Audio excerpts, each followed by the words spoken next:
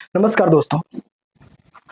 एक पत्रकार जो पहले बिहार में बहुत रिलाई करता था, नीतीश कुमार और आरजेडी की गठबंधन थी, तब उसने सरकार के ऊपर बहुत आरोप लगाए और बहुत रिलाई किया। लेकिन जैसे ही बीजेपी की सरकार बनती है, बीजेपी गठबंधन की सरकार बनती है, उसका रिलाई बंद हो जाता है। ये क्यों मैं बोल रहा हूँ? क्योंकि अब वो पत्रकार का नाम है मनीष कश्यप, अब वो बीजेपी ज्वाइन कर लिया है। अब वो बीजेपी के नेता बन गया है। पहले पत्रकार था, अब नेता बन गया। लेकिन दोस्तों आपको बता दें कि जब पत्रकारिता करने से पहले भी वो नेता था, चुनाव लड़ा था विधानसभा का, लेकिन उसकी जमानत जब्त हो चुका था। उसके बाद उसने पत्रकारिता शुरू किया और पत्रकारिता से थोड़ा सा फेम मिला, पॉपुलैरिटी मिली।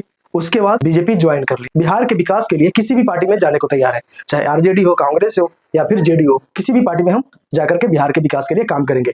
लेकिन ये सारे पार्टी उसको दरकिनार कर दिया, तो वह निर्दलीय चुनाव लड़ने का फैसला लिया। मनोज तिवारी से कांटेक्ट हुआ और अब कल वो बीजेपी में जाकर बीजेपी का दामन थाप लिया। तो अब मेरा सवाल भाई मनीष कश्यप से है कि बिहार में तो परिवारवाद पर लालू यादव को खूब रिलाई किया, इसमें दो शक नहीं है। लालू यादव को खूब रिलाई किया कि ये वंशवाद है, परिवारवाद है। लेकिन हमारा सवाल मनीष भाई से है कि मनीष भाई, जब लालू यादव परिवारवाद है तो चिराग पासवान क्या है, राजनाथ सिंह क्या है? बीजेपी के ऐसे कई नेता हैं, बीजेपी में कई नहीं बहुत सारे नेता हैं जो परिवारवाद से घिरे हुए हैं।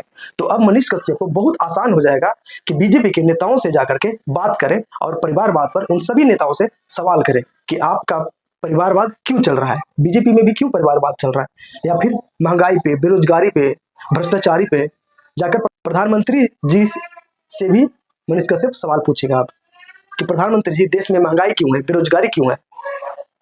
ये सारे पे मनीष भाई सवाल जरूर पूछना, क्योंकि तुमने बिहार में बहुत रिलाई किया है नीतीश कुमार और आरजेडी के गठबंधन का।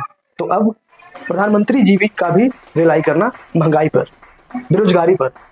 तुम कहते हो ना कि हम युवा के विकास के लिए काम करेंगे, बिहार के विकास के लिए काम करेंगे, तो युवा को रोजगार के लिए भी आवाज उठाओ और जाकर प्रधानमंत्री जी से सवाल पूछना कि प्रधानमंत्री जी, हमारे बिहार में बेरोजगारी बढ़ा हुआ है। नीतीश कुमार पिछले 10-15 साल से लड़ रहे हैं कि हमारे बिहार को विशेष राज्य का दर्जा दिया जाए, वो अभी तक नहीं मिला है।